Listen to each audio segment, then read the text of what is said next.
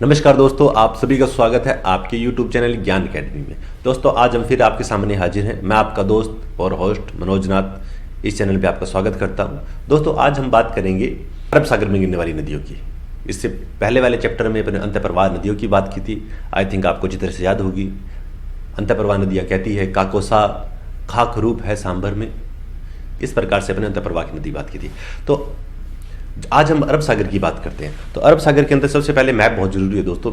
चलो जी मैप को देखिए, ये बड़ा करके एक बार देख लेते हैं। देखो ये राजस्थान का मैप हो गया। आई थिंक आपको क्लियर है दोस्तों, थोड़ा सा छोटा कर लेते हैं इसको। ये राजस्थान का मैप है, आप देख पा रहे हैं इसको। राजस्थान का मैप है, अब इसको थोड़ा सा बड़ा करते हैं अपने, ठीक है, ताकि ईजी रहे, थोड़ा समझने के अंदर ईजी रहेगा। हाँ अब ठीक है दोस्तों। तो इसके अंदर बात करते हैं, पहले जिलों की बात कर लें ताकि इजी रहे। अगर जिला समझ में नहीं आएगा फिर आपको दिक्कत करेगा। तो ये आपका उदयपुर हो गया, ये आपका डूंगरपुर हो गया, ये बांसवाड़ा हो गया, ये आपका प्रतापगढ़ हो गया, ये चित्तौड़गढ़ हो गया, ये राजसमंद हो गया, ये सिरोही हो गया। आई थिंक आपको याद है, ठीक है। ये उदयपुर संभाग तो पूरा हो ही गया, मान के चलो, उसके पास में सिरोही हो गया। तो आज जो अपने बात कर रहे हैं, सबसे पहले स्टार्ट करते हैं माही नदी की बात। माही नदी जो नदी है दोस्तों, वो आपकी इसका एमपी में इसका आपका उद्गम होता है दोस्तों। और एमपी के अंदर जो विंध्या पर्वत है आपका,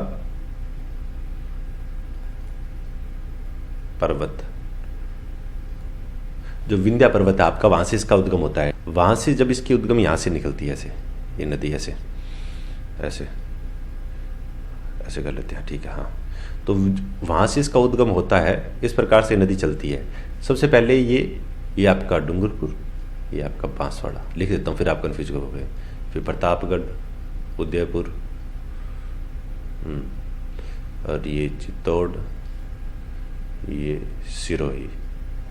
तो जो ये बांसवाड़ा है, बांसवाड़ा से ये आपकी प्रवेश करती है, ठीक है। बांसवाड़ा से ये प्रवेश करती है, बांसवाड़ा से आपके ये खांदू गांव है, खांदू गांव से प्रवेश करती है, इस तरह चलती है बांसवाड़ा। फिर प्रतापगढ़ में बहती है थोड़ी, प्रतापगढ़ में से बहती रहती है, प्रतापगढ़ से बहती हुई इस प्रकार चलती हुई फिर ये ऊपर से ऐसे होती है सीमा बनाती हुई। प्रतापगढ़ हो गया आपका, डूंगरपुर और बांसवाड़ा हो गया, यहाँ से ऐसे बहती रहती है, ऐसे बहती है, सीमा से बहती हुई ऐसे चलती रहती है, धीरे धीरे बहती हुई ऐसे करते हुए ये आपकी जाके खंबात की खाड़ी, खंबात की खाड़ी में जाके विलुप्त होती है। तो जब ये यहाँ से प्रवेश करती है, इसे दूसरा कलर यूज करना पड़ेगा। खांदू गांव है आपका, खांदू गांव। तो दोस्तों खांदू गांव से ये यहाँ से प्रवेश करती है। खांदू गांव में प्रवेश करने के बाद आपकी जो ये माही नदी जा रही है, माही नदी का जो ये प्रतापगढ़ का और ये बांसवाड़ा का जो एरिया, इसको छप्पन का मैदान भी बोलते हैं, ठीक है, छप्पन का मैदान भी इसको बोलते हैं। उसके बाद में ये जाती है प्रतापगढ़ से होते यहाँ पर एक बनेश्वर आपका स्थान आता है, जहाँ पे पता है आपका त्रिवेणी संगम बनाती है। अब जाखम नदी है, वो भी अब दिखानी पड़ेगी। तो जाखम नदी है आपकी, हाँ ब्लैक कलर से इसे दिखा लेते हैं। तो जो आपकी जाखम नदी है वो आपकी ऐसे रहती है, उसका उद्गम होता है प्रतापगढ़ से। प्रतापगढ़ से उद्गम होने के बाद में ये प्रतापगढ़ में बहती हुई ऐसे फिर आपकी ये चित्तौड़गढ़ में जाती है। चित्तौड़गढ़ में जाने के बाद ये उदयपुर में जाती है। उदयपुर के पास से सीमा से ऐसे पास से जाती करके इस तरह से आके यहाँ पे मिल जाती है। तो ये कौन सी नदी है आपकी? जाखम नदी है। तो जाखम नदी का यहाँ से उद्गम हो गया, इस प्रकार से बहती इस तरह से आती है दोस्तों। और उसके बाद में जो त्रिवेणी संगम बनता है, अब सोम भी आएगी, तो सोम आपकी आ जाएगी यहाँ से डूंगरपुर के पास, डूंगरपुर और ये उदयपुर है, इसके उदयपुर के पास से ऊपर से आएगी सोम में से। इसका अच्छा कलर चेंज कर देते हैं दोस्तों, चलो हरा हो गया, इसको लाल दे देते हैं। तो ये रहा, ये आपकी आ गई सोम। तो ये सोम नदी होगी, ये आपकी जाखम नदी होगी, और ये आपकी होगी माही। ये तीनों नदियां दोस्तों इस प्रकार से चलती है। और यहां पर आकर बनेश्वर,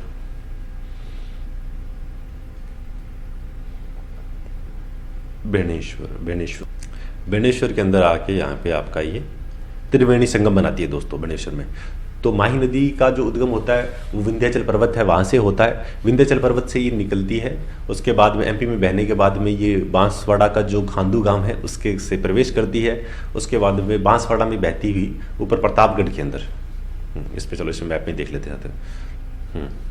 तो यहाँ से प्रतापगढ़ के पास से ऐसे होते हुए यहाँ पर जो छप्पन का मैदान बोलते हैं वो बनाती हुई हो जाती है। उसके बाद में यहाँ पर आपका बांसवाड़ा, डूंगरपुर और प्रतापगढ़ का जो एरिया है यहाँ के पास में, डूंगरपुर के अंदर बनेश्वर है, बनेश्वर के अंदर सोम, माही और जाखम तीनों में नदियाँ मिलती है। आपका ये एक स्नान बनाती है, आदिवासियों को जो आपका कुंभ का मेला बोला जाता है वो बनाती है। इस तरह से बनाती हुई फिर ये बहती हुई डूंगरपुर से खंबात की खाड़ी में गिरती है। तो खंबात की खाड़ी में दोस्तों ये गिरती है, उससे पहले खंबात की खाड़ी में पहले जो जाती है, उसके बाद में गिरने से पहले यहाँ पर दोस्तों, यहाँ पर एक कडाना बांध बनाती है, कडाना बांध। तो जो कडाना बांध दोस्तों है ये गुजरात के पंचमहल जिला है, वहाँ पर ये आपका कडाना बांध बनाती है, उसमें बहती हुई फिर खंबात की खाड़ी में गिरती है।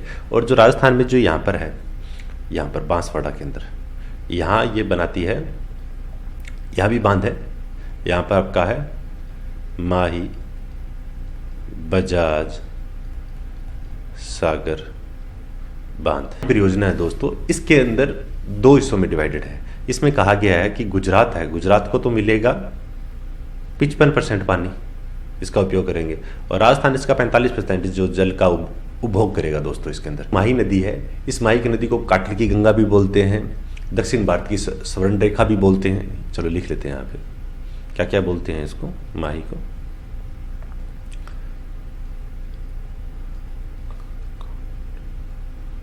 कांठल की गंगा,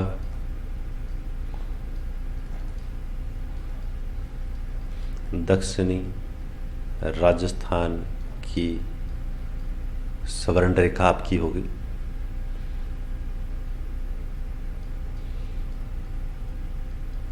आदिवासियों की गंगा होगी,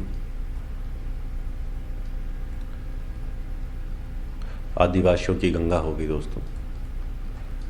तो ये कांठली गंगा बोलते हैं दोस्तों, इसको राजस्थान की स्वर्ण रेखा बोलते हैं, इसको आदिवासी गंगा बोलते हैं। इस पे 2 बांध बने, माही बचाज सागर बांध बना हुआ है।